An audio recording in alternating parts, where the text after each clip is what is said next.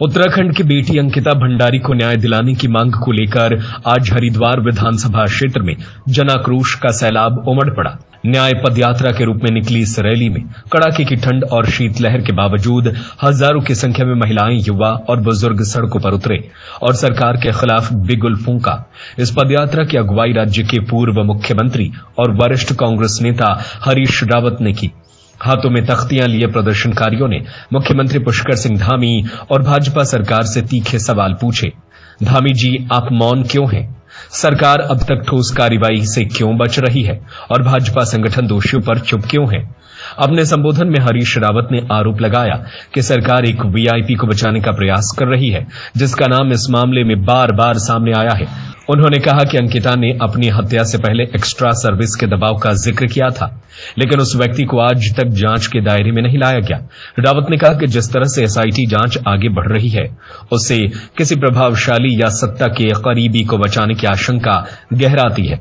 Congress party की मांग है कि मामले की सीबीआई जांच हाईकोर्ट या सुप्रीम कोर्ट के सिटिंग जज की निगरानी में कराई जाए।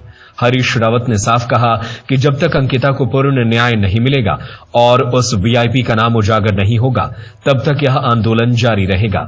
अंकिता प्रकरण में लोग अंकिता की हत्या से पहले के उसके बयान को, जिसमें वीआईपी आ रहे हैं उनको विशेष सेवा देने के लिए दबाव डालने की बात उसने कहा कि हाँ, सब कुछ ठीक नहीं है।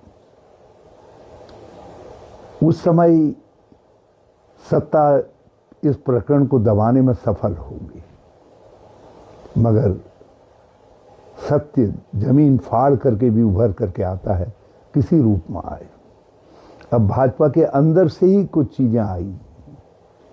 दोनों लोग जो अंतरंग हैं और अपनी अंतरंग बातचीत में कुछ बातें कह रहे हैं, और दोनों भाजपा के निष्ठावान सिपाही हैं। महिला जिसका नाम मैं तो नहीं जानता था, लेकिन शायद ही भाजपा का कोई बड़ा नेता है जिसके साथ उनके चित्र सोशल मीडिया में नहीं छाए हुए हैं। और दूसरे व्यक्ति तो अत्यधिक महत्वपूर्ण व्यक्ति हैं भाजपा के। और आज मुझे किसी ने बताया कि उनको महामंडलेश्वर की उपाधि भी है। सत्य जमीन फाड़ करके निकल करके आया। पूरा उत्तराखंड उद्वेलित है। नारसन से लेकर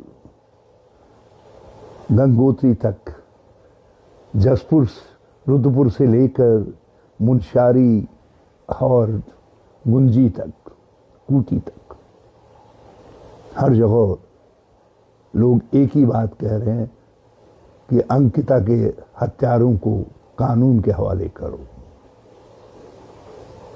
चाहे वो वीआईपी हैं, कुछ भी हैं, मगर उनके खिलाफ वो कानून के हवाले होने चाहिए। दिल्ली में हमने अपने बहुत सारे साथियों से बातचीत की और मुझे बेहद खुशी है कि कल उन्होंने जंतर मंतर पर एक बड़ा अखाड़ा जोड़ा और ललकारा सरकार को। आज परेड ग्राउंड में महिलाओं के नेतृत्व में एक सर्वदलीय कूच हुआ मुख्यमंत्री आवास के लिए। हरिद्वार की न्याय पदयात्रा ने साफ कर दिया है कि अंकिता भंडारी को न्याय दिलाने की लड़ाई अब पूरे उत्तराखंड की आवाज बन चुकी है। सत्य खबर, सत्य, सटीक, बेबाक।